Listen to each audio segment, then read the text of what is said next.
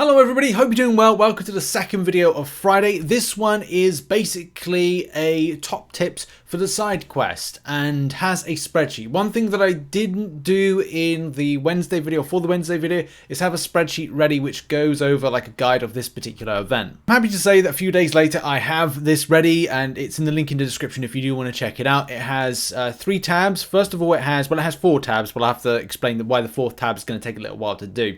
The first tab is called How the Side Quest Works, with some top tips for the April side quest we're going to go over. It has a second tab, which again we're going to go over in a minute, which has codes and objective targets. So again, what we're creating is a one-stop shop.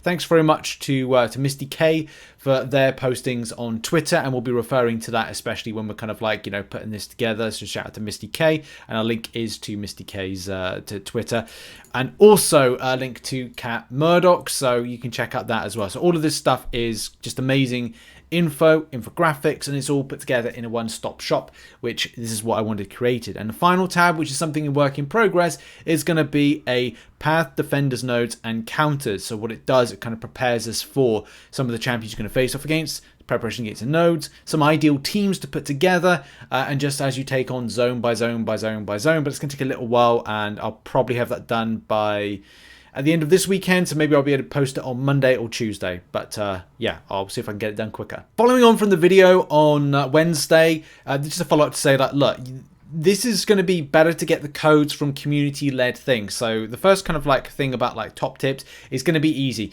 Just copy off other people. At the end of the day, there's going to be people that are quicker than me, quicker than you, that are able to get this code just bashed out. Now, what I will try and do, as soon as the objectives go live on Wednesday, I try and update this spreadsheet. And the plan is, as I said, create a one-stop shop where you can go click a link and go, all right, okay, well, you bookmarked it for this month. Rich has got this from week 2. So as you can see, week 1 here has some amazing dual targets. Again, thanks to Misty K. And then we can just do, we can do week 2 objective, like, you know, get that in there, update them all, whatever champions they are. Just shout out to the community. Well done, you lovely people, in getting that combination.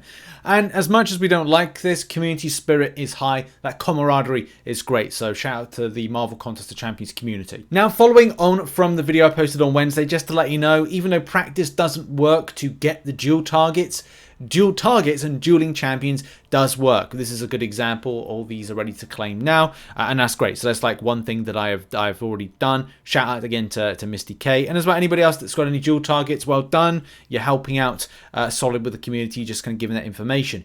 Do those dual targets, do those particular objectives. Why? We've just seen lots of ISO. Don't lose out on the ISO. That's golden. If you've been saying to Kabam, I want more ISO, they just gave a good opportunity, and it's quite easy to do with just one fight, boom, and done. Now, for a lot of people, you're probably a little bit kind of, well, worried about this particular side quest or a bit unsure about it still. I would say if you have any kind of queries, questions, or, you know, you're worried about stuff, is just jump into it. But just jump into whatever you feel is comfortable. If you're thinking to yourself, well, I'm still not unsure about this quest, jump into the lower difficulty. You will get enough keys to do 2 full difficulties and get the full rewards in this side quest. So if you do threat level 5 and threat level 4, that's all right. You'll have enough keys to do every single path. It's a bit annoying because the concept of questing is that you would have, like, you know, it'd be kind of done with the line, and you're like, okay, well, that's done.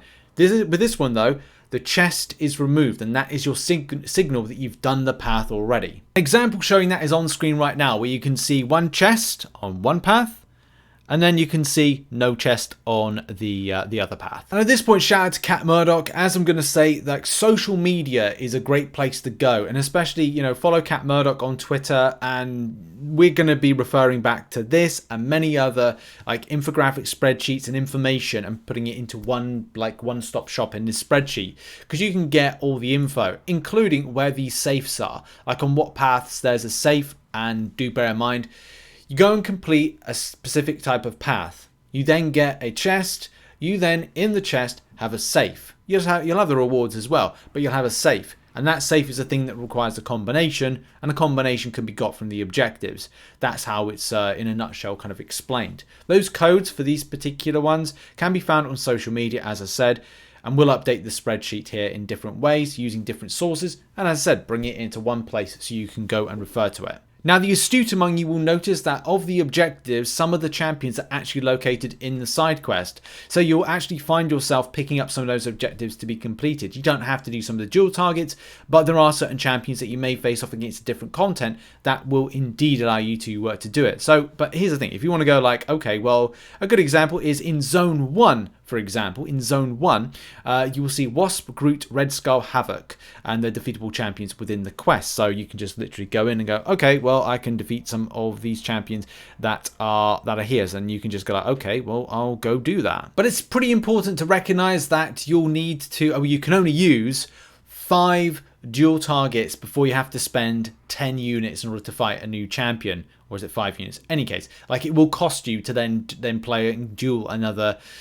champion, another player. So at this particular time, I think that it's always good to check as soon as a new week pops up, like every Wednesday, check what champions are like present that you've got to go and like defeat. Say if next week of the objective there's a Storm, there's a I don't know, Howard the Dark, there's a Guillotine that you've got to go face off against, then that's cool. That saves you 3 more dual targets that you can go and fight. So it's like saying, right, well, of the 3, I can do 3 for free, and then I'll need to do 3 I need to duel. So you need to find dual targets for 3 versus trying to find them for 6, because, you know, you can only do 5 and then the other one's going to cost you. And to that point, it's actually very important, because even though you might find yourself like me jumping into Zone 2, even though I've not really completed anything of Zone 1, it could mean that I'll be having to not repeat, because that's the thing, you shouldn't be repeating, but I could have saved myself the hassle rather than going to use dual targets by just going, right, well, I'll defeat some of the champions I'm facing off against in Zone 2 in my general participation. So it may be best to do all of Zone 1 first, then do Zone 2, or do Zone 1 of one difficulty, Zone 1 of the lower difficulty, and do it that way. But you do you at the end of the day with how you want to approach this. The final tip is to mention these particular champions, Sinister Six champions. As you go through the quest, you'll find out that there's Sinister Six champions being revealed. And it's all about having a good counter for these, or preparing for them. Got to be honest, I don't think it's going to be too much of a worry. It's just knowing that the following will be potential options you'll face off against on the route. So your end champion will be either Mysterio, Doc Ock, Green Goblin, Vulture, Venom, but also there'll be Craven, Sandman, and Shocker. So all of these particular champions and more from the Sinister Six line or associations with.